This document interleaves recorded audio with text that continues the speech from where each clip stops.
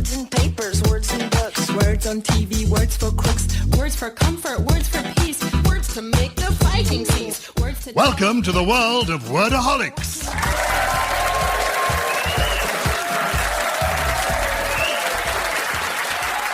Hello, I'm Gyles Brandreth, and this is Wordaholics.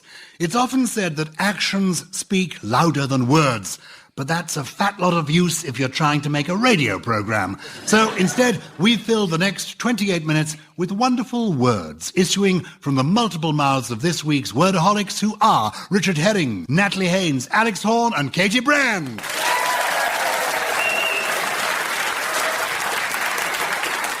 Let's begin by finding out a bit more about our panellists' word dependency.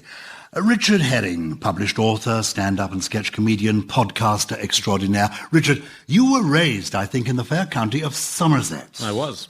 Are there any West Country words that made an impression on you while you were growing up? Yeah, there's loads, really. I moved there when I was 8, and this was a word that was used in the schoolyard a lot by kids, was jasper, which meant both wasp, which I quite like, but it also meant dinner lady, which I quite like, because dinner ladies kind of have a sort of waspish, in the way they move rather than necessarily the way they look. They'll pounce on you when you're least expecting it and sting you if you're being naughty, so I kind of quite like that as a jasper. Next to Richard, we find Natalie Haynes. Natalie is a writer, a critic, classicist, and soon to be a best-selling novelist. Basically, anything that doesn't involve too much fresh air and physical exercise, she's ready to take it on. Natalie, we know you love Latin phrases, etc. But are there any that you find that we overuse, e.g. what? Yeah, I don't like the excessive use of et tu, Brute. I don't like it. Whenever people go, et tu, Brute, what I want to do is turn around and go, actually, the last words of Julius Caesar were in Greek. The et tu, Brute comes from Shakespeare. Oh. His last words were in Greek, and he said, kai su technon, which means, you too, my child. So he doesn't use his name, he calls him son. And he was much older, and he had a sort of fling, perhaps, with Brutus's mother. So actually, it's a much more Greek tragedy story than et tu, Brute implies. Thank you for that scholarly answer. Pity we're not scoring points yet. On the other team, we have Alex Horn, comedian, lover of language, birdwatcher, who once challenged his father to a competition where I think you and your father attempted to spot more birds than each other in the space of 12 months. Is that about right? No. Well, yes and no. No, that was all correct, except I'm not a birdwatcher. My dad is a birdwatcher. The word associated with birdwatching that I love best is twitcher, because throughout my childhood, everyone kept saying to me, "Is your dad a twitcher? Is he a twitcher?" And I didn't know what it meant, but it sounded very sordid. But he's not even a twitcher. A twitcher is a specific birdwatching term for people who fanatically count the number of birds that they see. It's a sort of lister. But the word twitcher comes from a guy called Howard Medhurst, who was the original twitcher, because he used to turn up to where a rare bird had been sighted on the back of his mate's moped, and he was always very cold and excited, so he used to twitch. So there was a bloke who was the twitcher. But my dad wasn't that. My dad's a birder and many other things, but he's no twitcher. We've sorted that out now. Yeah, we have, yeah. Finally, we come to Katie Brand. What people may not know about Katie is that as well as appearing in programmes like Peep Show and Titty Bang Bang, she is also a graduate in theology. Katie, do you have a biblical word, a theological word that is a favourite of yours? I do like some of the Proverbs. I've always liked, because I like quiet in the morning. I like Proverbs 27. If a man loudly blesses his neighbour early in the morning, it will be taken as a curse. I do like to shout that out the window every now and again when the bin men come past. Yes. Genuinely from the Bible? Yes. And I also like, as a dog returns to its vomit, so a fool repeats his folly. That's another favourite of mine. Proverbs is good. There's some. I prefer the Old Testament to the New Testament. To be honest. That last one I think of every time I reach the polling booth. It's the beginning of the show, so this seems like the ideal time for round one, and it's our letter of the week. So will you please welcome this week's letter, the letter C.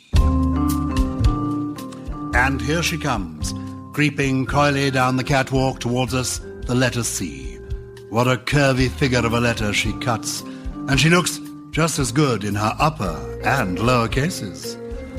I'd like to take her for a candlelit dinner, give her a caress and a cuddle, and consequently, no doubt, end up in court. Ladies and gentlemen of the jury, the letter C.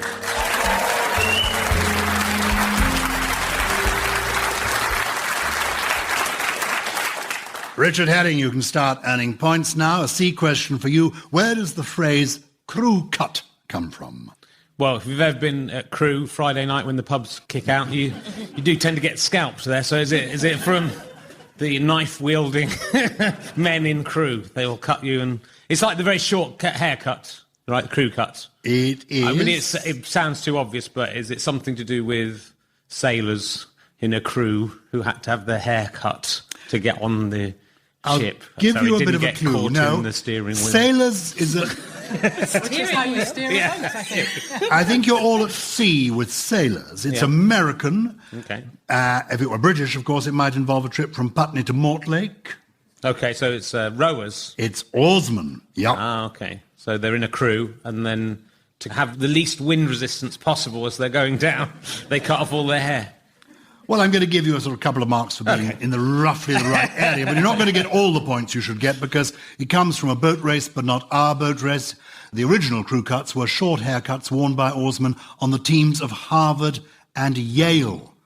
It's an expression that dates from the 1940s. They spent a lot of time trying to work out these phrases. Had they not spent so much time working out these interesting names for haircuts, they might have been able to join the war effort a little bit earlier. Anyway, Natalie, here comes your C question, and one that may perhaps suit your classical leanings. What is the meaning of the term Caesaration? Caesaration.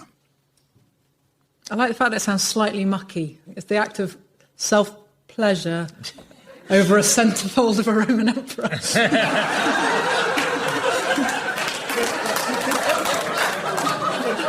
I'm imagining you now, et tu, Brute, et tu. Kaisu Technon, thank you. Jeez. Natalie, I'm going to give you a hint. It's used less in sorrow than in anger. Caesaration. Is it an expletive? It is Aha. an expletive. Well done, you get the marks for that. It's like saying damnation. Caesaration. Caesaration. It's thought to originate in the United States, but was also used in England in the latter years of the 19th century. It's a cuss. You get the points from that.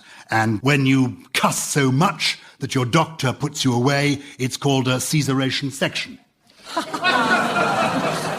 You get the points there. Well done, Natalie. Now a C for Alex Horn, so here we go. What is the curse of Scotland? Well...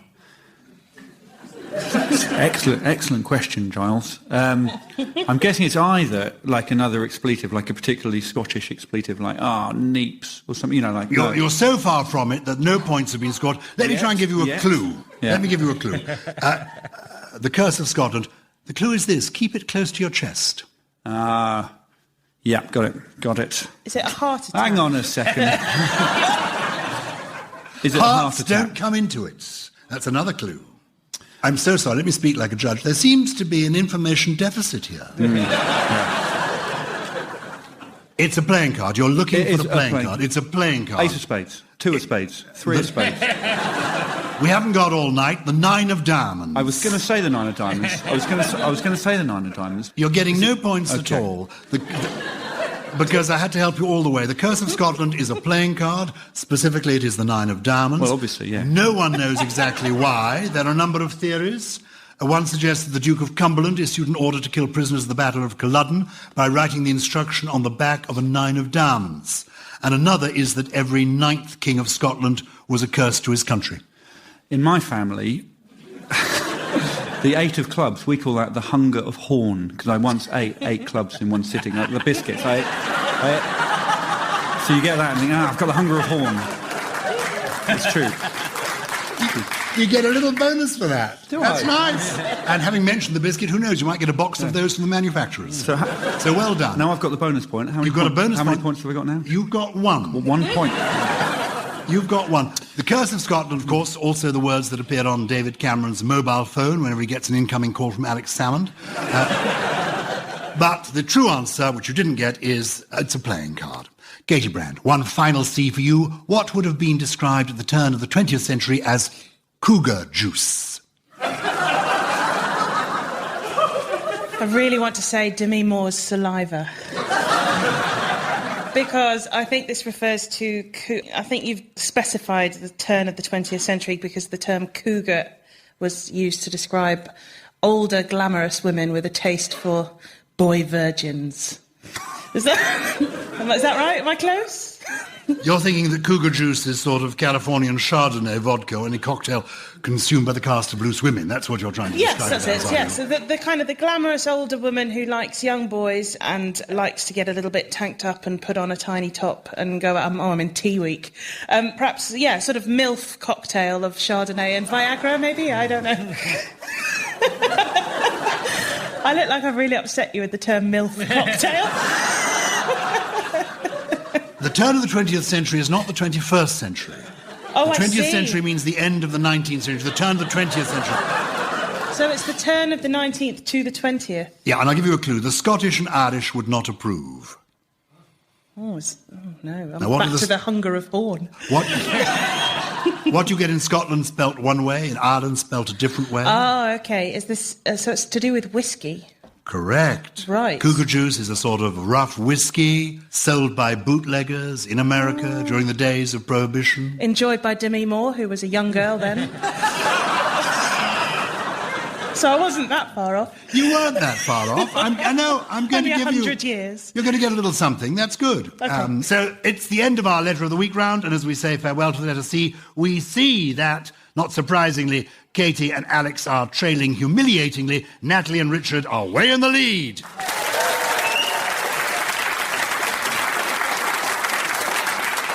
Listen to this.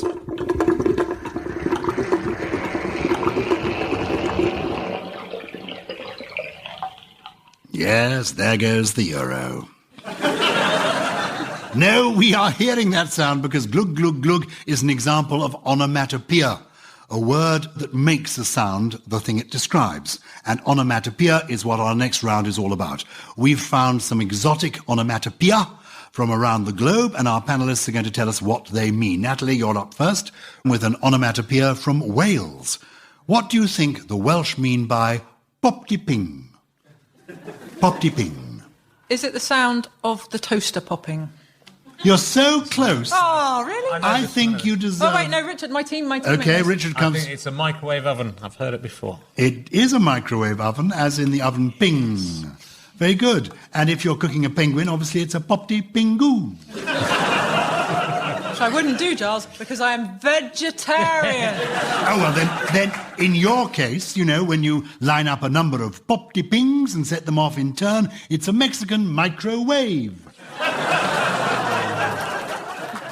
Alex, you're next up with an onomatopoeia from the Czech Republic. Okay. What do you suppose is a prask? Actually, I made that noise recently when I was whisking something. I was making some fairy cakes with my children, and mid-whisk, the whisk struck a small plastic dinosaur, and it went like the noise was prask. So is it when you whisk? Is it like a unsuccessful whisk? Well, you're not totally off beam. I mean, in your own sort of semi-tragic way, you're vaguely in the right direction. I mean, it is potentially lethal, a prask. I'll tell you what it is. A prask is not a noise you want to hear coming in your direction because it's the sound of a gunshot. I was quite close with whisking, wasn't I? But in a way you were. Given the kind of sweet, peace-loving person you are, that's probably as close as you get.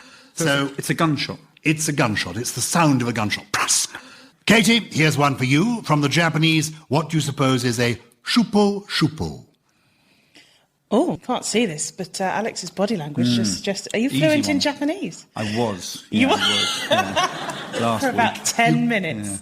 Yeah. Shupo shupo. Give us some help. You need all the points you can get. Don't they do that thing where they push people onto crowded commuter trains? Is it what they shout as they go down, going, shupo, shupo? Like that, maybe? You're close with the trains. Am I? I'm going to give you some points for being on the right tracks. Is it the noise the bullet trains make as they go past? Very fast? Correct. Oh. Well done, you score the point.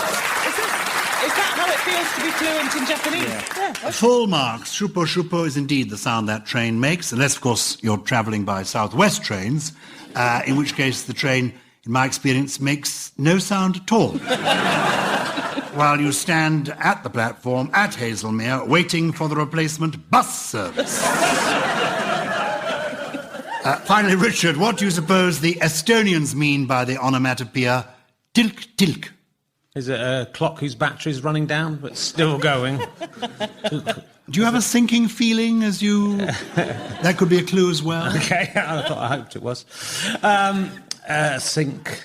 Well, something... It sounds water-like, so is it some kind of... It sounds water-like. Yes. You get several points for that. What is it the noise of? Tilk? Tilk? Some dripping water. It's a dripping tap. Well done. Tilk tilk is the noise the Estonians ascribe to a dripping tap. So you get full points for that. Lastly in this round, teams, can you actually come up with any of your own freshly squeezed onomatopoeia? I would like to propose flumph, which is the noise made by someone over 40 when they sit down.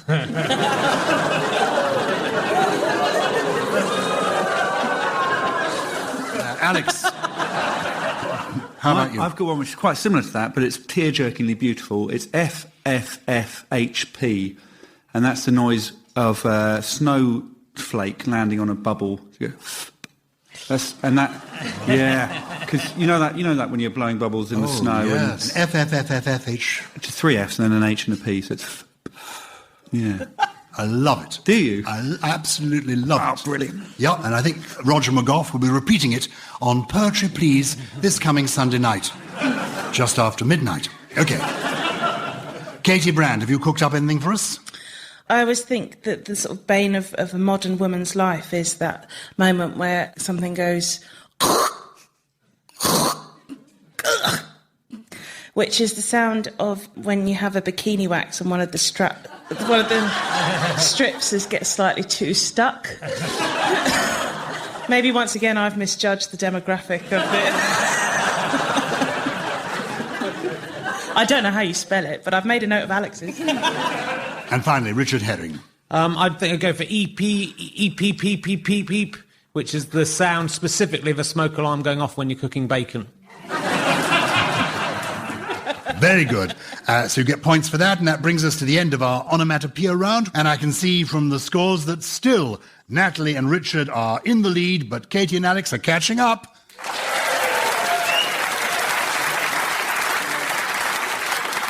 Like the identity of the BBC Director General, language is always changing. New words are born, old words fade away. Who now recalls such long-forgotten words as jog, goggle, kench and iPhone 4? This round is called New Words for Old. We've picked out a dictionary that some would describe as classic and others would describe more accurately as out of print. We've picked some long, obsolete words out of that dictionary, and we want our panellists to tell us what they think those words mean. This week, we're delving into the hallowed pages of Skeat's Etymological Dictionary of the English Language, very much the toast of the dictionary-loving public in the good old days of 1881. Katie Brand, you're first in line. Can you tell us the long-forgotten meaning of this word from Skeat's dictionary?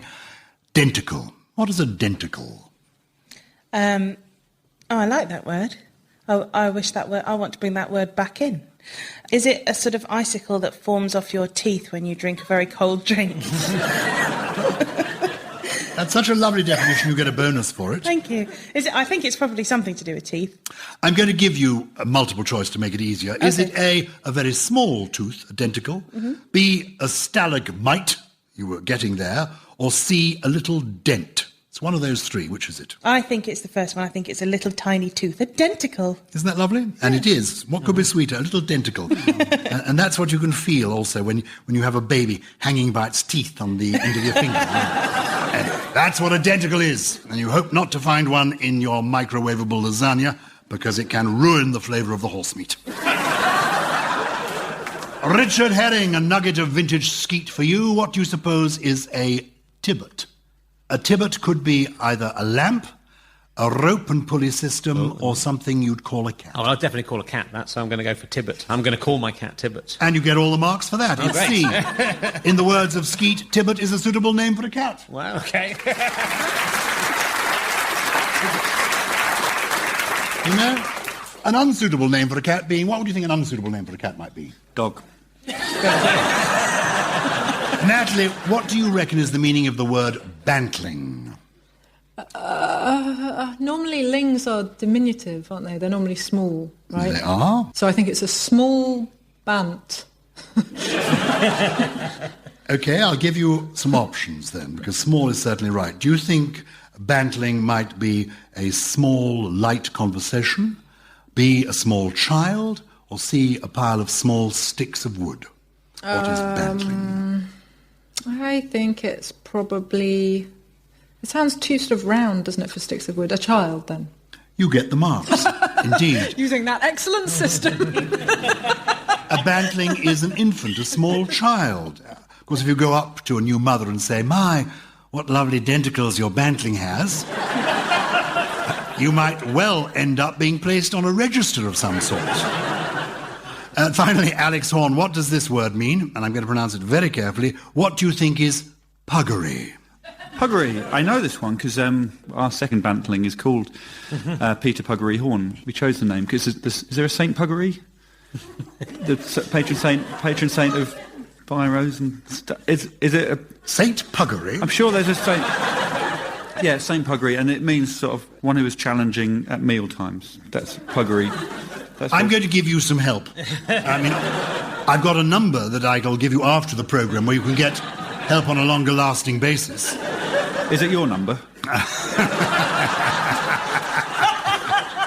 Let me offer you the following possibilities, Alex. Do you think puggery might be A, a form of political discussion, B, a kennel, or C, a scarf? Just pick one of the three. Scarf. Yes, Alex. A puggery is a scarf. But what? Yeah. A puggery is a scarf that you wear around your hat. Yeah.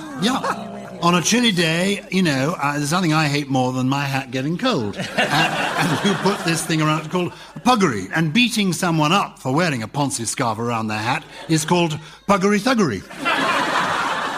Now, there are some situations, like finding out you've been asked to appear on an episode of Wordaholics, when words themselves are insufficient to express the strength of your emotions. This next round is dedicated to situations for which we have no words, but other countries do.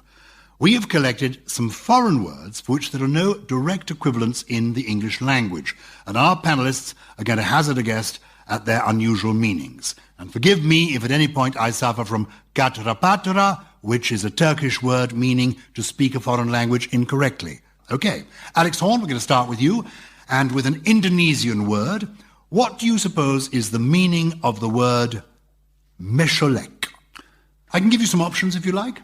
A, is it the feeling you get in the evening when you look back at the day and realise you've accomplished nothing? B, to tease someone by poking them with a finger? Or C, the moment in a contest when you realise that it's impossible for you to win?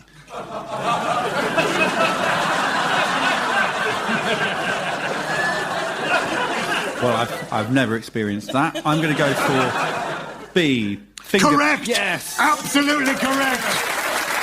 Knew it. Finger poking.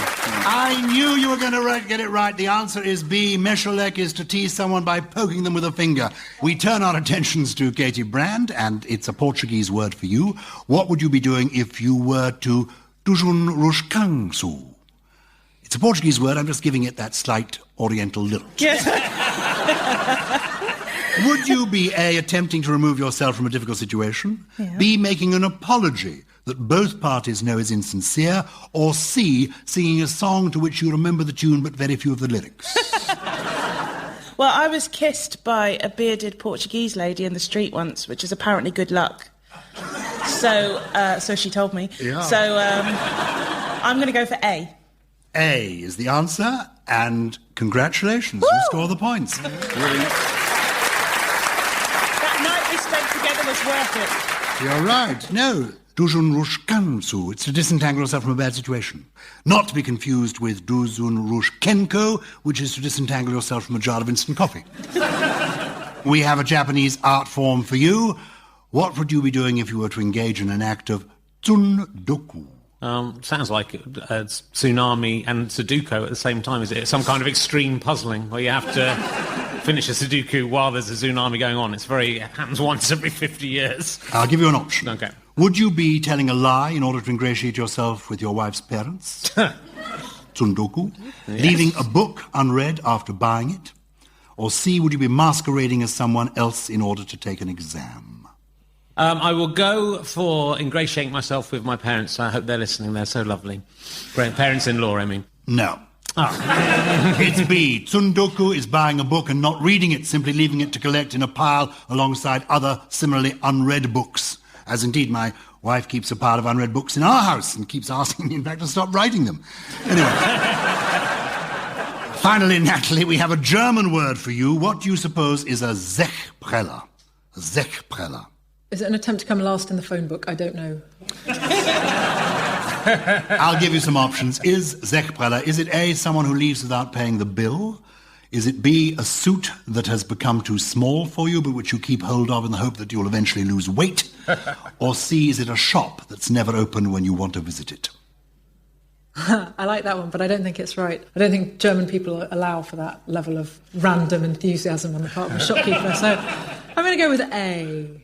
And you're right to go with A. Someone who leaves without paying the bill. That's what a Zechpreller is. And I ought to mention, actually, if the manager of the King's Lynn Trust House is listening, it was an honest mistake. And I shall be returning in due course to pay for the room and, of course, the damage to the trouser press. Well, that marks the conclusion of this week's parade of ludicrous lexicography, and I can see from my spreadsheet that in second place still are Katie and Alex, and just the winners are Natalie and Richard. Now, I'm going to get out the clippers to give our winners a pair of celebratory crew cuts, while the curse of Scotland will fall upon our losers. But before you go, winners, would you be able to describe your Wordaholics experience in one word, Natalie? Oh, I'm taking away Alex's word, his onomatopoeia of 3 Fs and then an H and a P for a snowflake landing on a bubble. I think it's beautiful. It is beautiful, a new word, and you heard it here first. Richard. I just feel puggered. And you losers, how do you feel? Katie, is there a word that describes how you feel at this very moment? I feel, as I often feel, I feel plumptious. Is that a sort of pity? And how do you feel, Alex? I feel victorious. I think... You really have got the wrong end of the stick, haven't you? From start to finish, the man had no idea what was going on. He's lost humiliatingly, and he thinks he's won. Well, that brings us to the end of this week's Wordaholics. Would you please thank one more time our wonderful guests, Richard Herring, Natalie Haynes, Alex Horn, Katie Brand. Until next time, goodbye!